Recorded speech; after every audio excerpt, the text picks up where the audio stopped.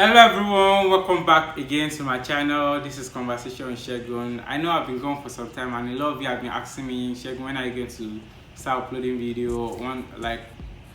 So I decided that I'm going to start uploading video now. The reason why I've not been uploading is a lot, but we won't get to that in this video. So let's get started with the video. I started this channel last year during the pandemic when I was less busy and didn't know what I was going to do with my life. And guess what? I still don't know what to do with my life. The pandemic is over. Like, I don't mean to compare or anything, but I can't overlook the fact that a lot of my mates or my peers have this whole life being figured out. Some of them have gotten a job, whether they like it or not, they have a job. Some of them are married. Like, that is wild. I'm telling you, I'm not even in a relationship, and some people are married. Like, this whole love thing, some of them already have it figured out. Some of them are back in schools for their masters. Some are even doing their PhD, and some have started their own businesses. But the thing is, I'm actually very happy for everyone. I'm super stoked for everyone, but I just want to get this whole life thing all figured out. So yesterday I was reading Malala's Vogue interview, and a lot of us know Malala, and I was astonished by her life's work. And interestingly, we both have same things in common. We are both 23 and we both don't know what to do with our lives after school. I mean, for someone that accomplished, she has been fighting for girls' rights education since she was small. She has Nobel Peace Prize. She has written books. She has so many accolades and awards, but yet she still doesn't know what to do with her life, even after school. So for someone that accomplished, and from my own list, the fact that she doesn't still know what to do with her life shows that even the best of us still don't have this whole life thing all figured out. One of my friends who's a photographer dropped one of his pictures yesterday, and I really love the piece. I love the message behind the piece, and he titled the picture "The Drowning Color." The message behind the picture was that as a Nigerian, we believe success only comes from white collar jobs. We believe in that so much that a lot of ideas and talents actually drown in corporate river. Some of us can actually relate with it, and the pressure comes mostly from our parents. So in Nigeria, what you want to do with your life is actually out of the question. A lot of times, you just do things that your parents want you to do. I think most of us can relate with that. And the truth is, money is more important than happiness, because it sounds so problematic, but that's just the reality. Money is more important than happiness. We're in the society that I live. Now, don't get me wrong, not everyone wants to venture out and start their own business. A lot of people actually find peace and stability in these white collar jobs.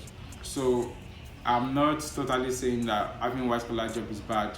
And also, I kind of believe that I'm privileged in some ways to not wanting white collar job as an option. So, because not everyone gets to stay in their parents' house after graduation to kind of figure out life. And one thing I'm doing right now is just listening to podcasts, reading books, and the rest. And some people can't stay in the same room with their parents. So that's one thing. And a lot of people have to take care of their entire family. So a lot of them don't have the luxury of figuring out life. And also, I guess I have this understanding period of some sorts, which is an added bonus of them giving me the liberty of trying to figure out life even after school. And I'm not doing anything like really important right now except YouTube.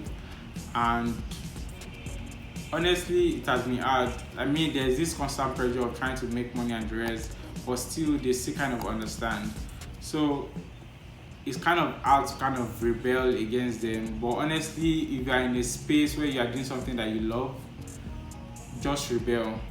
That's the truth, just rebel, and they are going to roll with it later when they start seeing results. Well, I kind of see from their points why it is important for them because no one likes liability, and at this point I'm kind of feeling like that to them.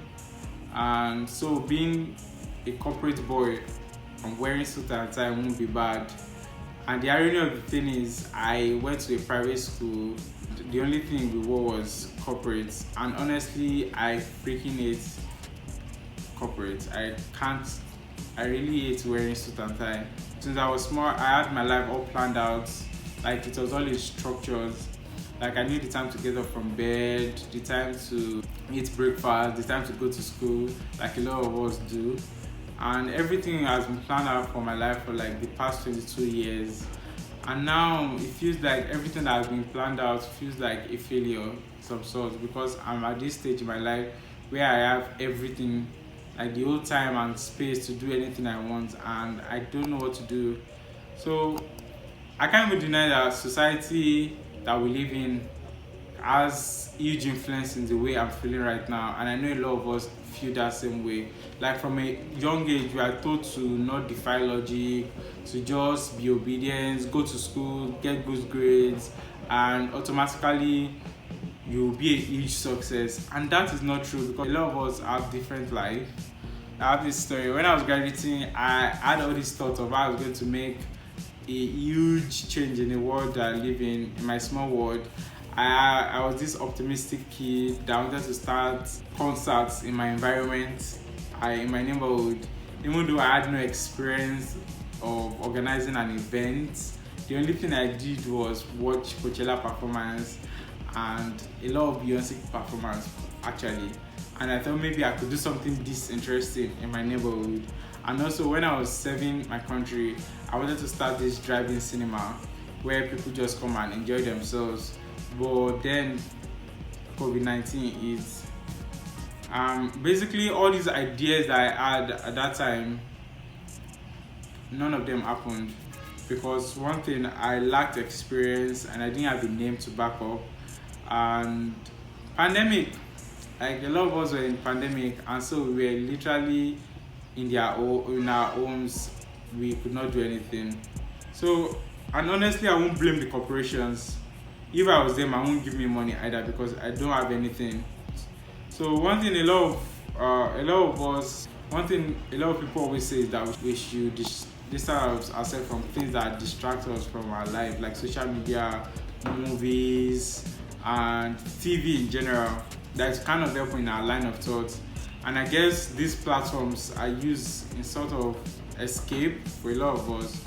Not everyone is going to get inspired by cutting themselves out entirely from this platform.